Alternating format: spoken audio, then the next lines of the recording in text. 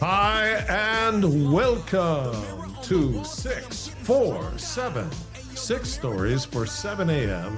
because there's a famine of truth in our land. And this is your quick news fix. And the truth starts now. And as I'm recording this, Trump has a huge meeting going on at the White House, basically saying they have created a task force from the bottom of law enforcement all the way to the top, all coordinated to rid our country of every single cartel presence. Didn't get to hear it all because I got to come here and do this. So let's do it. Take one: to surge or not to surge. And that is in the city of San Francisco. This is a truth social message from Donald Trump. In his words, the federal government was prepared to surge San Francisco, California on Saturday.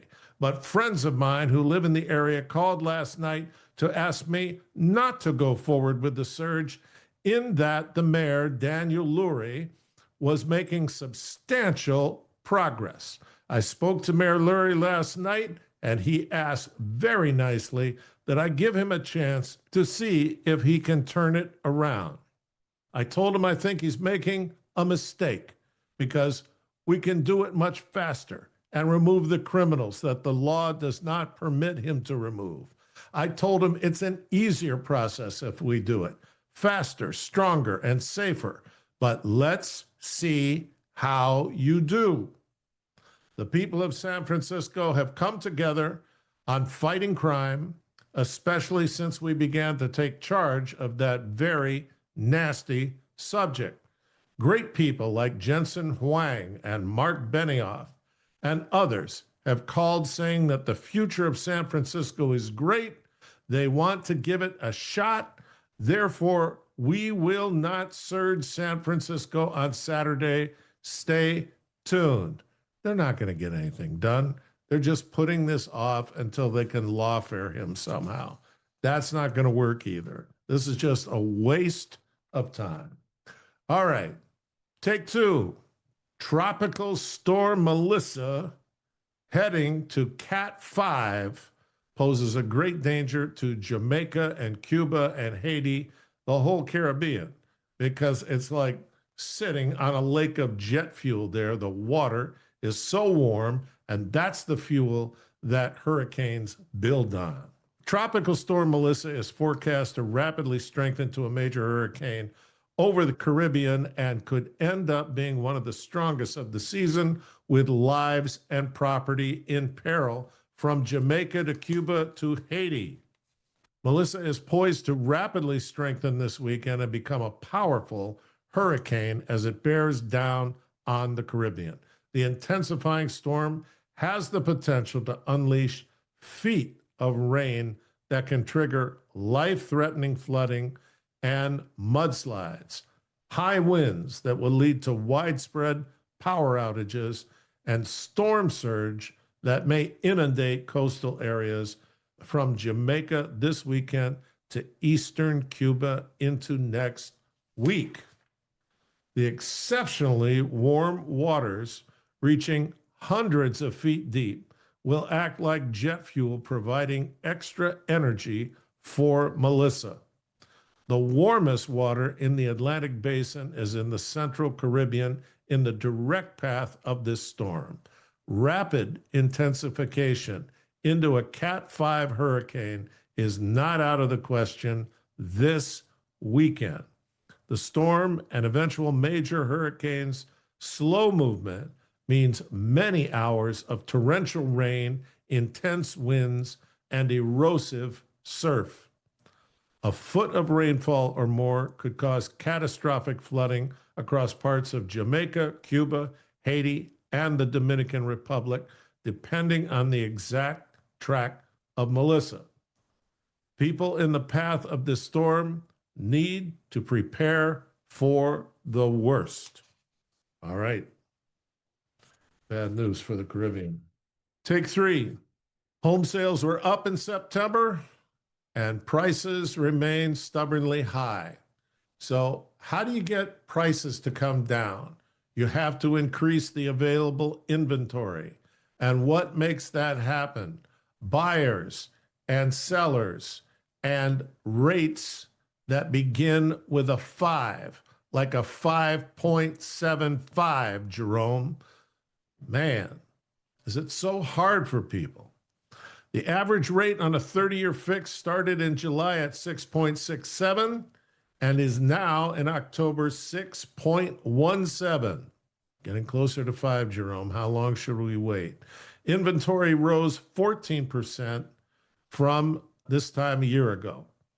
The median price for a home sold in September was $415,200. That price is up 2.1% year over year. We need more inventory, and we need more buyers, and we need a lower mortgage rate. Sales of previously owned homes rose 1.5% in September, from August to a seasonally adjusted annualized rate of 4.06 million units, according to the National Association of Realtors. That is slightly less than the analysts were forecasting, but the highest pace in 7 months. Sales were 4.1% higher compared with September last year. Regionally, on an annual basis, sales were strongest in the South and Northeast. From August on, sales were strongest in the West and actually fell slightly in the Midwest, the only region to see a monthly decline. So inventory continued to make gains, up 14% from a year ago to 1.55 million units for sale at the end of September. That is still lean historically. At the current sales pace, there is a 4.6-month supply of homes for sale. A 6-month supply is considered balanced between buyers and sellers. All right. All we need is for Jerome to do his job. I thought I made some notes about that. Yeah. More houses for sale drops prices. Lower rates increases the houses selling because more buyers come out. So lower it to 5.75, Jerome, and be a hero instead of a 0. All right, take 4. Sports betting's all the rage. Guess what? NBA's got rigged games. Kash Patel's all over it. FBI Director Kash Patel went behind the microphone on Thursday and offered the first public glimpse of a massive federal law enforcement probe into an alleged mob-linked poker scheme and sports rigging gambling scheme that led to the arrest of 31 people, including, ready, an NBA coach and an NBA player.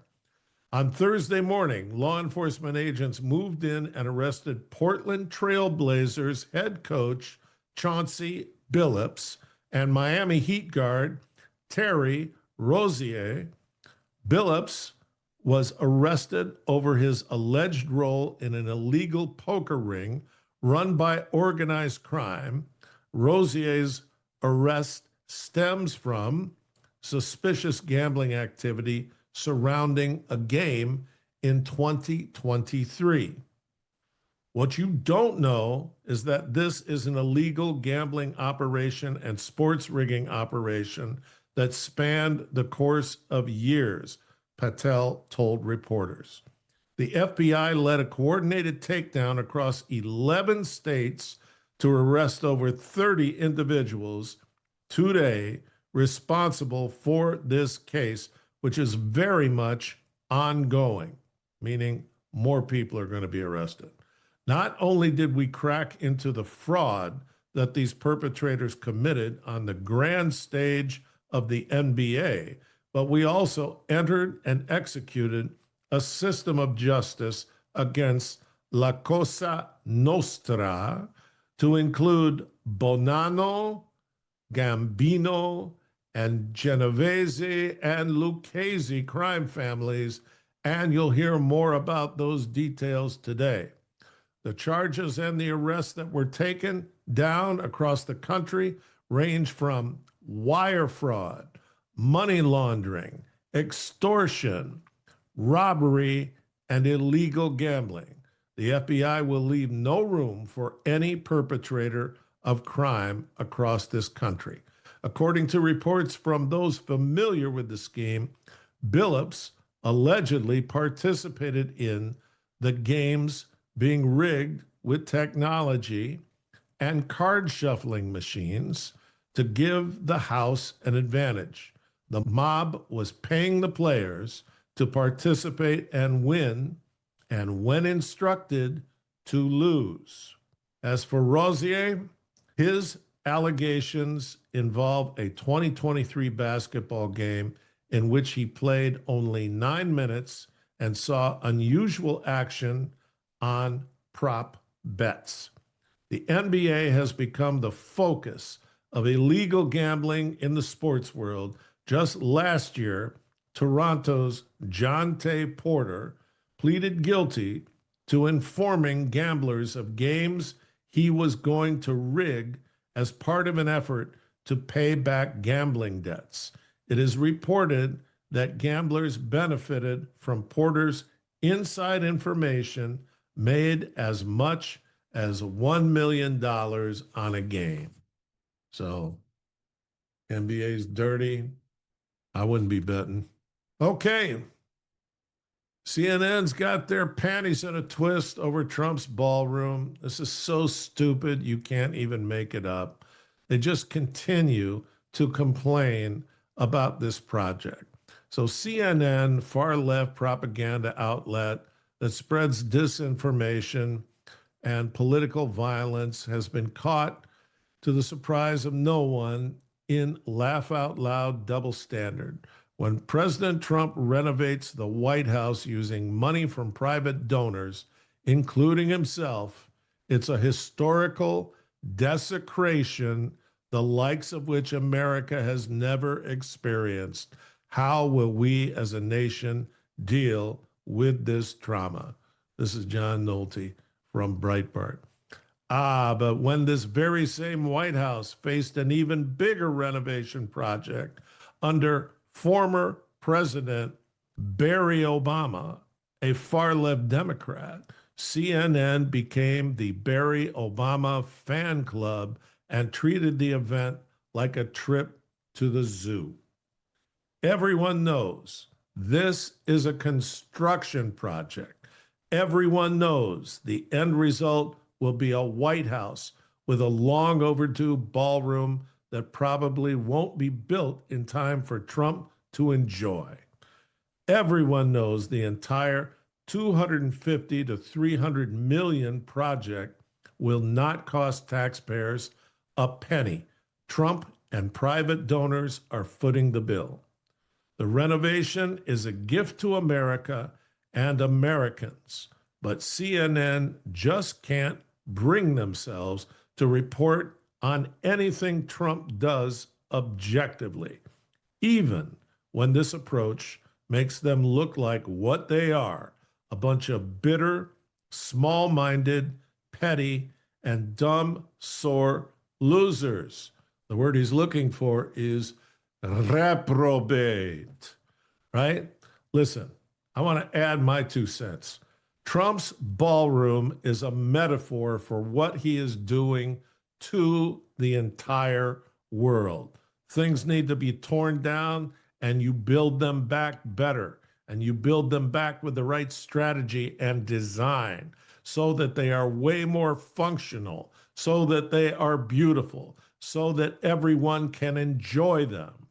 And that is what he's doing in our government. That is what he's doing to blue cities. That is what he's doing to the global economy. So CNN can take a hike. He's going to do this ballroom. It's going to be great for all the meetings and entertainment that go on at the White House that, by the way, when we have dignitaries from other countries, They have ballrooms. We don't. What we have is a tent, and you got to walk 500 feet in snow and ice to get in a tent that has heaters inside it. Did you know that? Yeah, that's how bad it is. Unless if you want to entertain under 200 people, there's a room in the White House. It's cramped, but you could work it. But if you're going to have 400, 500 people, and that's not out of the question for some of these things, you got to go outside into a tent. So that just makes us look pathetic. All right, enough about the ballroom. Take 6. Joe Biden's Secret Service had an overweight female agent who failed fitness tests and moonlighted as a plus-size model. You can't make it up. This is our ARMS study, right? The Advanced Reprobate Mind study. And we have to look at both ends of the employment scale here. There is the Secret Service director, Ms. Cheadle, who was determined to bring DEI to everywhere and be an example for the whole government. And where did she come from? Not from high security work, from PepsiCo, a truly lefty company. And then this fat chick, she's got a broken mind too. So she has an expectation that is somebody who has never passed the physical test, cannot pass it because she's too overweight, but she wants to be a Secret Service agent, and she has the full expectation that she should be able to do that, even though that's a position that requires you to be combat ready. And this fat slob is a plus-size model who can't do a sit-up. And guess what? You can't find her name because she's that special. Real Clear Politics article details how former President Joe Biden's U.S. Secret Service was steeped in diversity, equity, and inclusion, DEI, practices and other troubles, including the reported issue of a plus-size agent. The outlet noted that former Secret Service Director Kimberly Cheadle had pushed an initiative under Biden to make the federal government a DEI model for the nation. Under Cheadle's leadership, DEI had become so normalized that an overweight female agent who never passed her physical fitness tests was not only retained on staff, she was allowed to moonlight as a model. The agent, who was featured in a magazine profile, traded on her job in federal law enforcement and hinted at her Secret Service position in a photo shoot labeled undercover but never undressed. Well, underwhelmed, okay? And to have somebody like that and out there in a fashion magazine letting people know that there's a weak link in protection. How did we find out? Pennsylvania. Bad news. All right, you know what's not bad news? It's Friday. You made it through the whole week. You're heading right into the weekend on that glide slope, and good on you. I hope you did everything great this week. I hope you did everything with integrity and creativity. And I hope that you will consider liking us and sharing us and making comments and pushing us out to your friends and network, and be looking for our weekly report on Saturday. These are great. They're keepers, and you're a keeper. So I'm going to ask Jehovah God, who has blessed me all through this week, that he will spread his arms out over all of you, and that he will bless you all day Friday and through the weekend. And I know he will do that. So God bless you, and thank you for being involved with us all week. Thank you for growing us all week. And we are growing. I know I have a monthly report coming, and I bet it's going to be higher than 20%. Things are looking great. So keep doing what you're doing. I'm going to keep doing what I'm doing, and we'll see what happens. Adios, amigo. Stronger. Hey, yo, the mirror don't lie. If you want the truth, don't close your eyes.